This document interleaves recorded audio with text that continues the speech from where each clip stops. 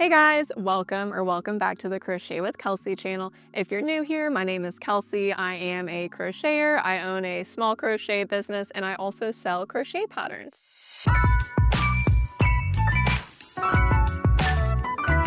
So thanks for joining me today. It breaks my heart whenever I am looking for testers on my tester calls and I see photos that are just not good. They're not well lit, there's a bunch of clutter in the background, and I just wanted to make this video to hopefully help some people figure out the best way to take photos that will grab designers' attention so that you can get chosen for more tester calls. So in this video today, I'm going to be showing you kind of what I do to take good pictures for Instagram or other social media platforms, and I will be demonstrating by taking pictures of my two new patterns.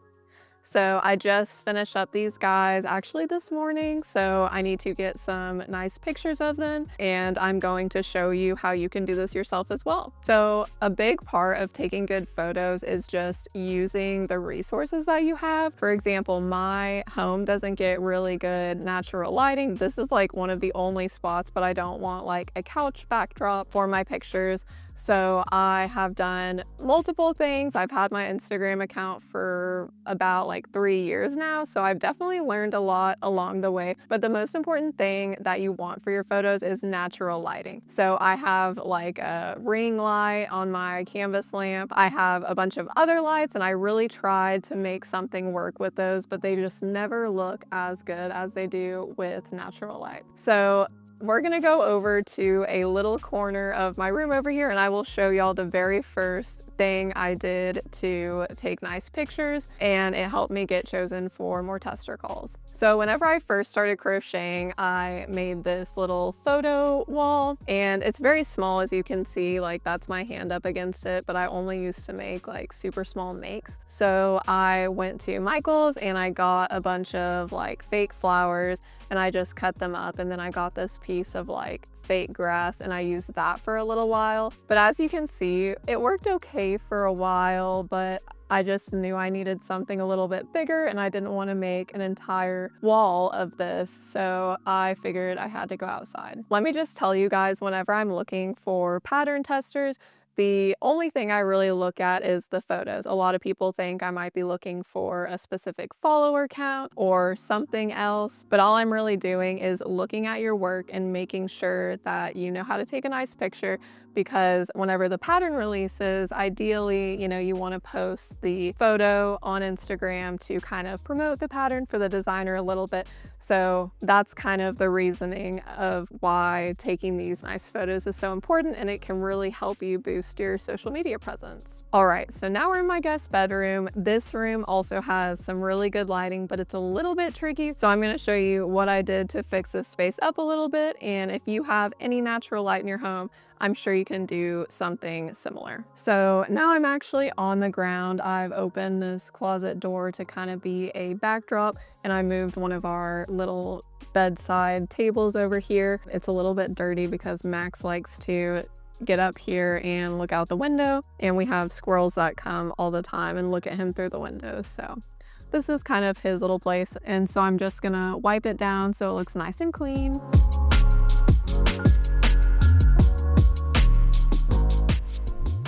And now that that's done, we can go ahead and begin. So what I like to do in this spot is I like to kind of prop my plushies up against this if they can't stand by themselves. But fortunately, the patterns that I'm working with today that I'm getting photos of, they can stand by themselves because I made them a little tail. You just kind of have to adjust them and they can stand up. So with the natural light coming in over here, it's a pretty good spot. So I would just kind of pose them.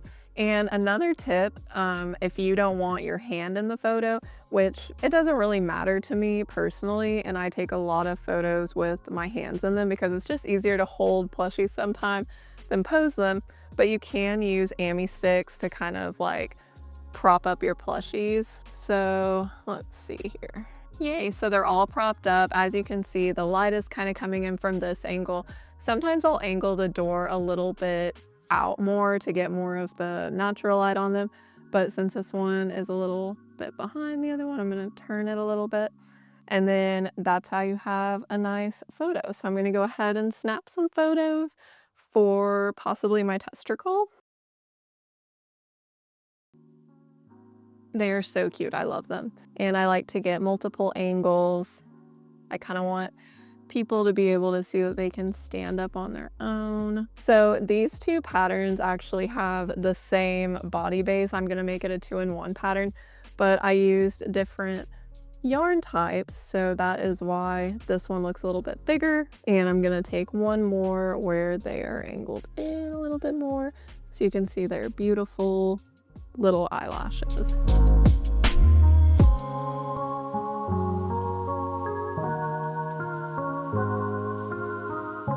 All right, so I am pretty happy with those photos. Another thing that I'll do from time to time is I will take this little greenery thing that I got at like Michael's or Joann or wherever I went at the time, and you can just kind of add that around to give it like a little outdoorsy feel, which sometimes can add a lot to a photo.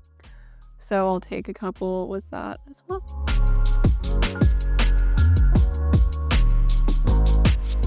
All right, so this is one of the photo spaces that I've utilized. If you have a window, so the window is literally right over there, that has a lot of good natural lighting coming in, and you have like any kind of backdrop, like it doesn't have to be a door necessarily, like it can be a wall, or even if you want to buy something that is a backdrop that like stands on its own, you could do that as well.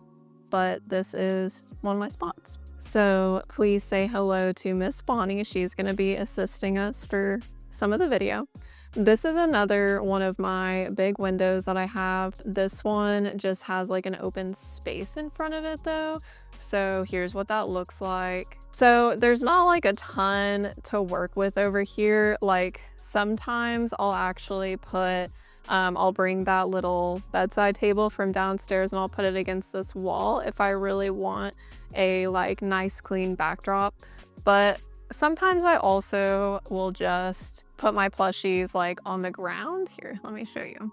And this is like usually what I do with any of my patterns that I want to photograph where it's like important that they stand up, which isn't as crucial for all of them, but like with my little standing dragons and other patterns like that, I just like to show that they can stand up on their own and not have a hand in the photo. And also if I'm wanting to remove the background of the photos, this is another good option because, you know, you won't have your hand whenever you try to remove the photo. And of course I'm like struggling to get these to stand right now. Okay, how cute are they? Oh, sorry, I literally couldn't see anything. So here they are. It's not like the best backdrop or anything, but like I said, it's really good if you want to like take the backgrounds out for any reason. And the natural lighting comes in really nice here. So you can see like their eye detail is really good. So I'm going to snap a few pics down here. So I think this just goes to show that you don't need to have like a beautiful space outside to photograph your plushies. Like you can also do it inside if you just don't want to go outside. But after this we will be going outside and I'll show you some of the things that I do out there. So this is my backyard. As you can see, it's not pretty, it's not very great. There's really not a lot going on but like overgrown grass, and then on this side it's literally just like leaves. So sometimes I will utilize the trees and I'll take pictures of the plushies in the trees, like if it's like a squirrel or some kind of outdoor creature, but that risks getting them dirty, so I don't usually like to do that. So this is my beautiful beat up fence. We're renting here, or else it probably wouldn't look like that. But this is where I take all of my pictures with my hand. And I'm like in a shaded part of my yard. You don't want to have lighting that's like too harsh. You're gonna have some shadows, but as you can see, whenever you're in the shade, there's like no shadows. Everything looks nice and perfect. And this is just a way to get some photos with your hand. Occasionally I'll also bring out the little bedside table that I have up there because it's pretty lightweight, and I'll put it up against the fence and take some photos like that. And I usually include the greenery in that as well. But I don't know, it just requires more work, so I usually don't do that. So I'm gonna go ahead and snap a few pics of these guys in front of the fence.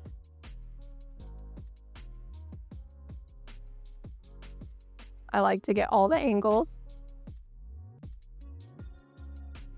Now I'll get some with my other little guy. And I'll also pop these photos up in the video so that y'all can see kind of like the end result of what they look like. So my favorite place to actually take pictures is in my alleyway, which I know is kind of weird. So I'll literally like put a bunch of plushies in my car and I'll just go into the garage and open it up and go into the alley and snap some photos in front of the trees whenever they're green. But unfortunately it's winter and there's no leaves on the trees, so I kind of transition to the back fence whenever those trees are barren.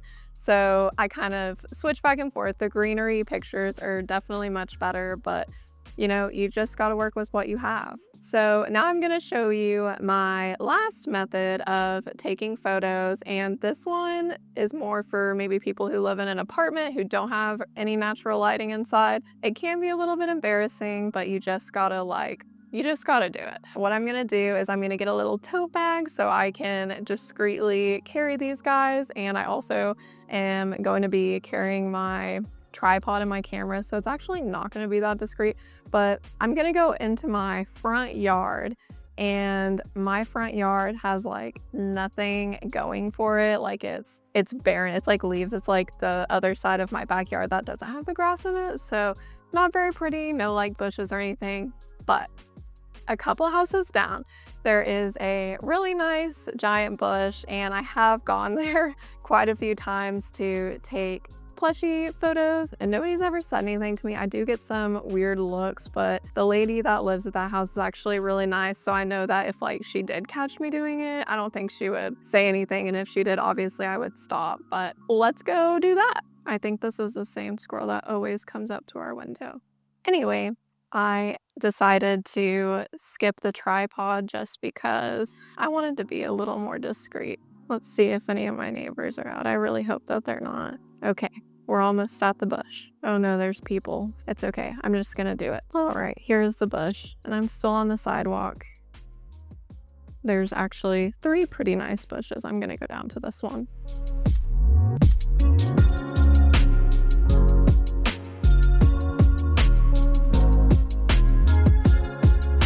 So the lighting actually wasn't too great over there because the sun is really bright and it's not in the shade. So I probably wouldn't use those, or I would go back at a time whenever the sun is setting and there's a little bit more shade so that I have a little bit of light, but not too much. So I'm glad you guys got to go brave that with me. So there you have it. Those are all of my methods for taking photos. As you can see, I don't really have like the best like studio setup or anything crazy, but I'm hoping that this can show you that regardless of what you have or may not have, you can still make it work. And the most important key is natural lighting. So keep that in mind whenever you're building out your Instagram profile or any other social media platforms, because that is like the #1 thing that people look at, especially if you're applying to test a pattern for them. And it also will just attract more people to your page naturally just because the photos look good. So as long as you have good crochet skills and know how to take a good photo, you are in a pretty good spot in the crochet Instagram community. So I hope you guys learned some tips that you can use for the future, and I also hope you guys maybe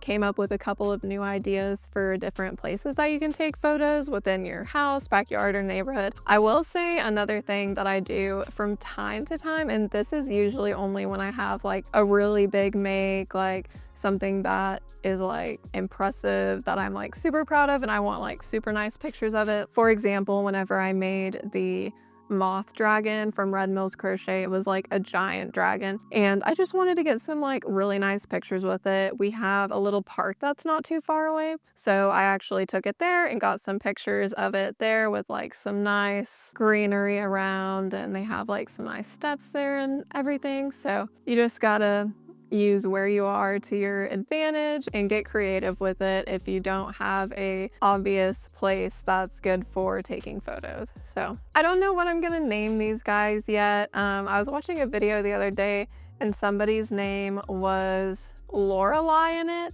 and I had just finished her and I was like, okay, that is so cute. So I think I want to name this one Lorelai. I don't know what I want to name this one, but they're super cute. They're just like, they're almost like sisters or something. I don't know. They're both like girly, they're best friends, whatever they are.